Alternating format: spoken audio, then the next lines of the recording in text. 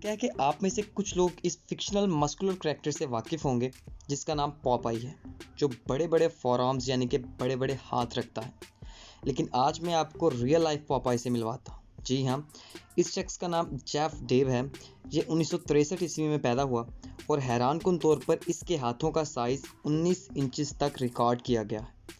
कुछ यूनिवर्सिटीज़ के साइंटिस्ट ने इसके बड़े हाथों का राज पता लगाने की कोशिश की कि शायद इनके बड़े हाथों का राज गिगांटिज्म या एलिफेंटियासिस जैसी कोई डिसऑर्डर या बीमारी होगी, लेकिन इन दोनों डिसऑर्डर्स के ट्रेसेस तक ना मिले। सच में डेव के पास god gifted super human arms मौजूद हैं। आपने अक्सर मूवीज़ वगैरह में पायरेट शिप्स लाजमी देखे होंगे और उन पर ये लगा झंडा भी। शायद आपने ये भी नोट किया हो कि हर शिप पर एक ही रंग का झंडा नहीं होता। कुछ पर ये झंडा सुर्ख रंग में होता है, जबकि कुछ पर ये झंडा स्याह रंग में यानी कि ब्लैक कलर में मौजूद होता है। लेकिन क्या आप जानते हैं कि इसका मतलब क्या है? तो जी लाल रंग का झंडा जिस शिप पर लगा हुआ होता है, जिस शिप पर ये झंडा मौजूद होता है, उसका मतलब ये है कि जब भी कोई इन पायरेट्स के कब्जे में आ गया, इन पायरेट्स के हत्थे चढ़ गया, तो कोई रहम नहीं दिखाया जाएगा और ना ही कोई ज़िंदगी बख्शी जाएगी।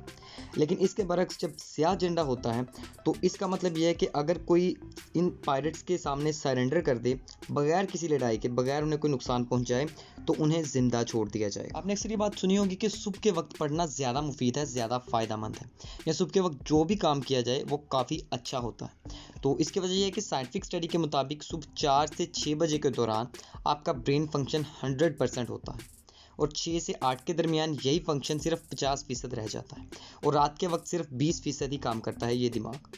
इसलिए सुबह के वक्त जो भी काम किया जाए या जो भी चीज़ याद की जाए वो ज़्यादा देर तक और अच्छे तरीके से एफिशिएंटली हमें याद रहती है, क्योंकि इस वक्त दिमाग मुकम्मल तौर पर एक्टिव होता है। एक दफ़ा क्या हुआ कि एक आदमी जिसका नाम रॉबर्ट लेन था, उसके यहाँ 2 बच्चे पैदा हुए और उसने अपने दोनों बेटों के नाम कुछ अजीब से रखे। एक का नाम उसने विनर रख दिया, जबकि दूसरे बेटे का नाम लूज़र रख दिया। और जब दोनों बच्चे बड़े हो गए तो क्या हुआ कि जिसका नाम लूज़र था वो एक डिटेक्टिव बन गया, उसने खूब इज्जत कमाई। लेकिन वहीं पर जिस शख्स का नाम विनर था वो बड़ा होकर एक क्रिमिनल बन गया। मतलब इस फैक्ट से हमें ये सीखने को मिलता है कि भाई कोई भी बड़ा नाम रखने से कोई भी शख्स बड़ा नहीं बन सकता और ना ही छोटा। असल चीज़ आपकी तालीम और तरबियत है, जो आपके इखलाक और आपकी बातचीत से नज़र आती है। क्या होता है कि जब भी हमें कोई इंजेक्शन वगैरह लगता है या कोई भी नीडल वगैरह लगती है, तो वो हमारी स्किन के अंदर तक पंक्चर कर जाती है, तो हमें काफ़ी ज़्यादा दर्द भी महसूस होता है। लेकिन उसी जगह पर देखने पर हमें ये मालूम पड़ता है कि स्किन के अंदर तकरीबन ना होने के बराबर सुराख है, जो नज़र भी नहीं आता। लेकिन ये तस्वीर जो आप अपनी स्क्रीन पर देख रहे हैं, ये स्कैनिंग इलेक्ट्रॉन माइक्रोस्कोप से ली गई तस्वीर है, जिसमें मौजूद ये होल वही होल है जो किसी भी नीडल की वजह से पैदा हुआ है। आपकी स्किन के अंदर किसी भी नीडल के पंक्चर कर जाने से ये होल स्कैनिंग इलेक्ट्रॉन माइक्रोस्कोप के ज़रिए दिखाया गया है।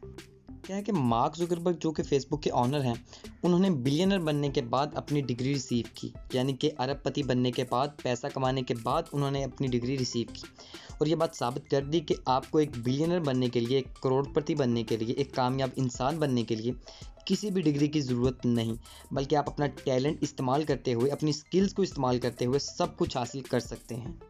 क्या है कि दुनिया में एक ऐसी जगह भी मौजूद है जिसे सेंटर ऑफ यूनिवर्स कहा जाता है। जी हाँ, ओक्लाहोमा में मौजूद इस जगह को सेंटर ऑफ यूनिवर्स कहा जाता है। बेसिकली ये एक गोल दायरा है। इसके बारे में फैक्ट ये है कि अगर आप इस दायरे के अंदर खड़े होंगे और कुछ भी बोलेंगे तो सिर्फ आपको ही इको सुनाई देगी, जबकि उस दायरे से बाहर खड़े किसी भी शख्स को एक भी लफ्ज़ की आवाज़ या इको सुनाई नहीं देगी। एल्बर्ट आइंस्टाइन जो कि एक जीनियस और one of the greatest scientist थे, उन्होंने ये बात कही कि मैं ये बात तो नहीं जानता कि वर्ल्ड वॉर 3 किन हथियारों को इस्तेमाल में लाते हुए लड़ी जाए, लेकिन इतनी बात ज़रूर जानता हूँ कि वर्ल्ड वॉर 4 लाजमन छड़ियों और पत्थरों से ही लड़ी जाएगी। मतलब ये कि ये दुनिया एटमी हथियारों की दौड़ में जिस तरह तरक्की कर रही है, अगर एक दफ़ा जंग हो गई, एक दफ़ा जंग छिड़ गई, तो जो वर्ल्ड वार होगी वो नस्ल इंसानी को इस तरह से तबाह कर देगी कि नस्ल इंसानी फिर से एक मरतबा ज़ीरो से अपनी लर्निंग्स को स्टार्ट करेगी। क्या आप जानते हैं कि दुनिया की दूसरी सबसे तेज़ चिली पेपर यानी कि तीखी चिली पेपर इतनी ज़्यादा हॉट होती है, इतनी ज़्यादा तीखी होती है कि ये एक इंसान को मार भी सकती है। जी हाँ, इस चिली का नाम ड्रैगन्स ब्रेथ चिली पेपर है। अगर ये वीडियो आपको पसंद आए तो इस वीडियो को लाइक करके चैनल को सब्सक्राइब करें और बेल आइकन को लाजमी प्रेस कर दें, ताकि ऐसी मज़ीद वीडियोस जब इस चैनल पर अपलोड हों तो सबसे पहले इन इन्फॉर्मेटिव वीडियोस की नोटिफिकेशन आपको ही रिसीव हो।